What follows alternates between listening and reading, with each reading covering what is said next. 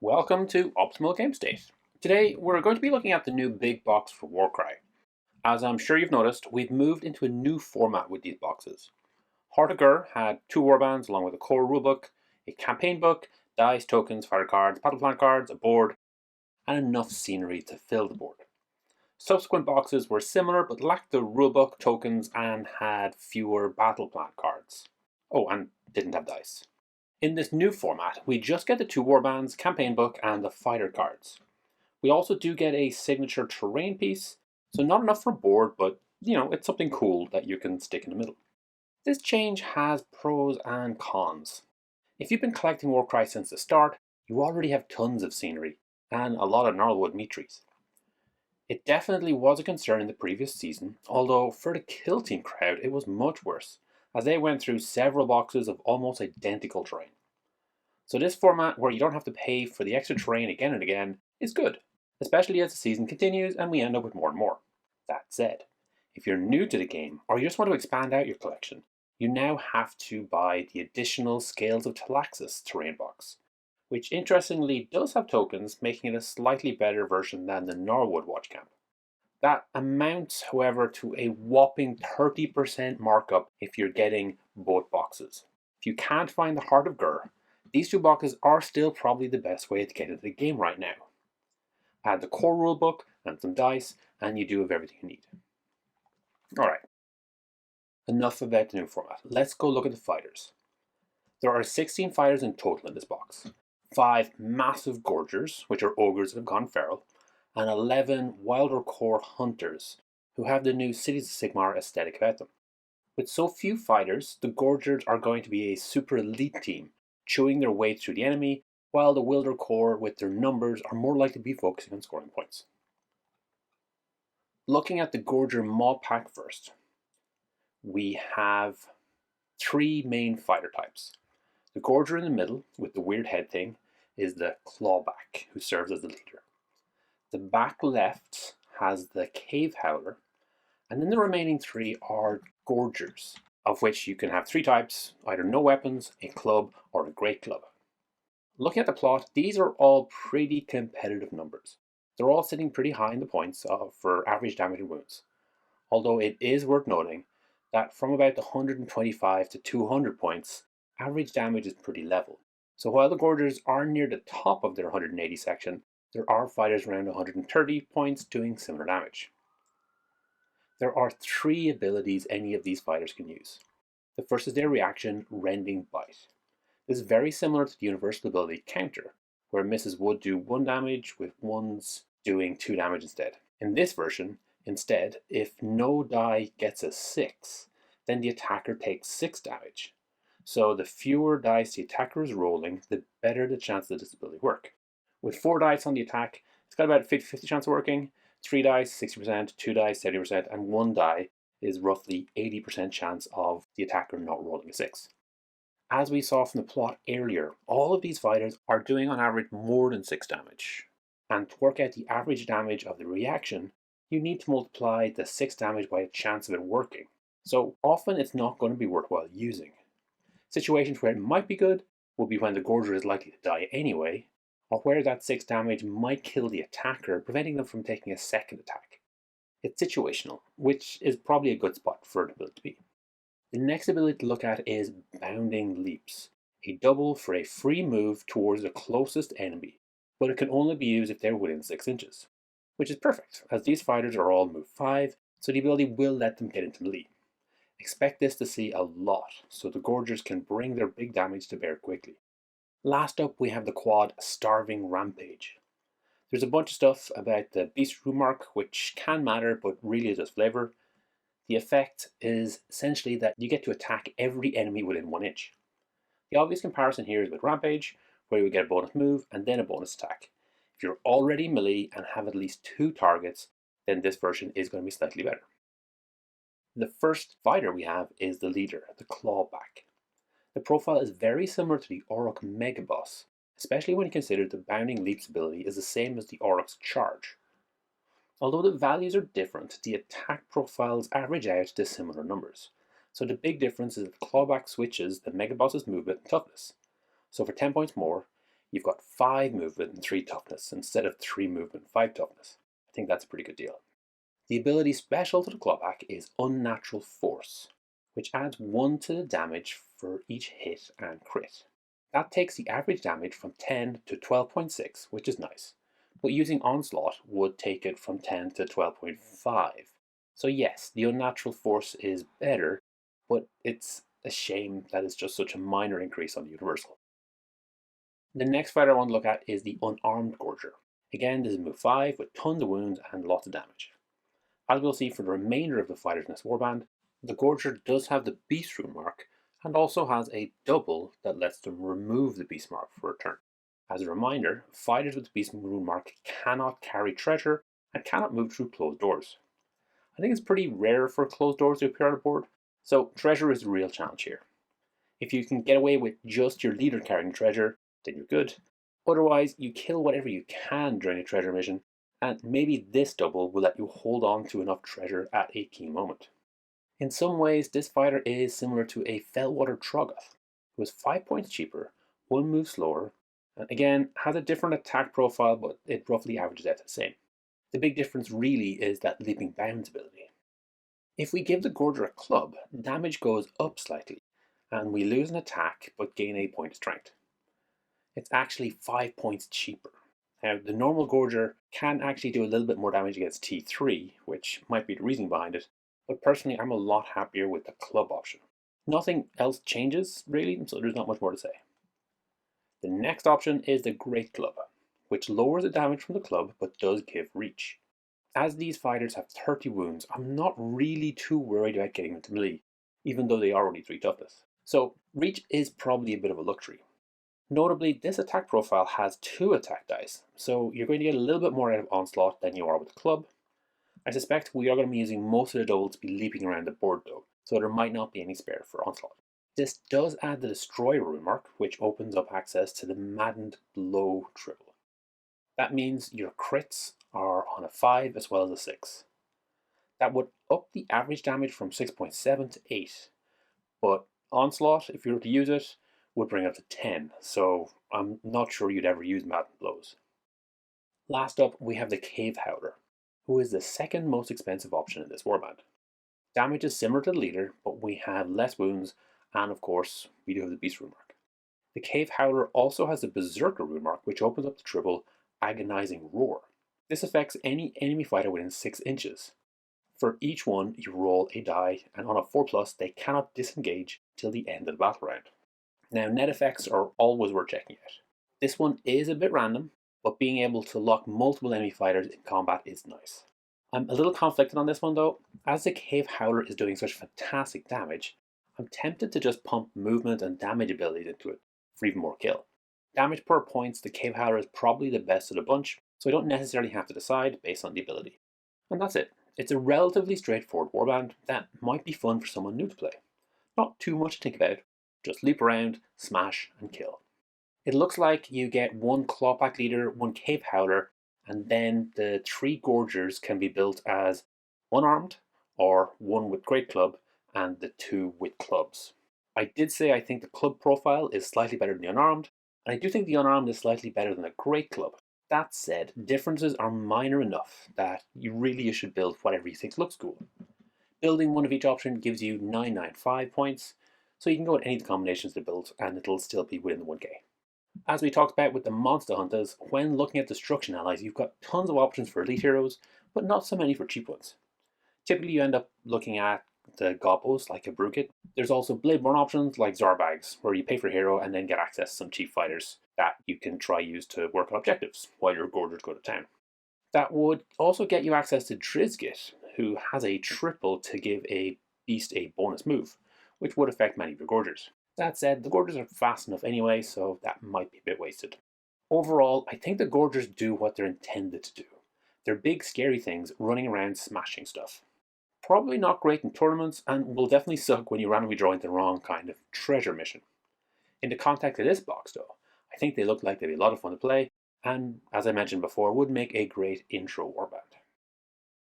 Moving on, we have the Wildercorps Hunters. This is a human warband of scouts and doggos, which obviously makes it the best warband. I'm a big fan of the new styles for Cities of Sigmar, and have been working through my own army box, which unfortunately does not get any fancy rules like this Warband does. In Age of Sigmar, this is a pretty good unit that can move ahead of the army after deployment and screen your units. So it should be pretty popular with the Age of Sigmar players who are looking at starting their own Cities of Sigmar army. Looking at the plot, we're not seeing a ton of damage, and most of the fighters are under 100 points. The Arbalister is the most expensive and does some decent damage, even more so when you realize it's range damage.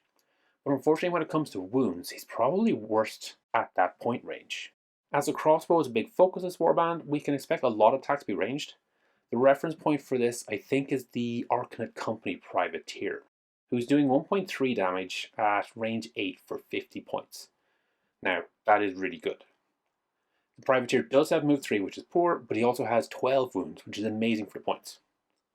Looking again at the plot, I don't think we're going to see much of that, but maybe we'll be surprised. There are 3 abilities that essentially anyone in the warband can use, apart from the doggos, as all but the doggos have the warrior rune mark. The first ability is the reaction Smart Step Backwards, which lets the fighter disengage after they take some damage. This is the exact same as the Hunters of Huanshi's slippery reaction. For clarity, the fighter does still take the damage, but they are now out of melee in case there would be a second attack.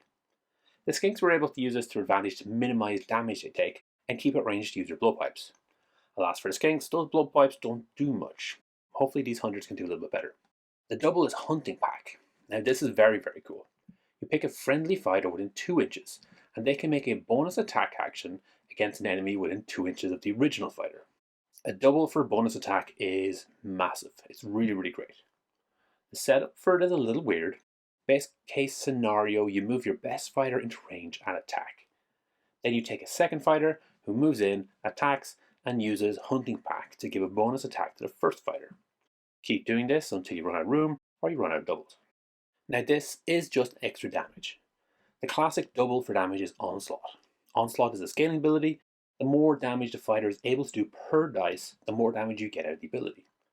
Hunting Pack will also scale, but it's based on the fighter that gets the extra attack.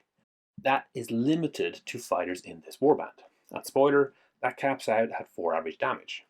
So this is a fantastic ability, but in this warband, it's not as good as it could be in a different warband. Then we have the quad, Regroup. Each visible friendly fighter within 6 inches can make a bonus move or disengage action.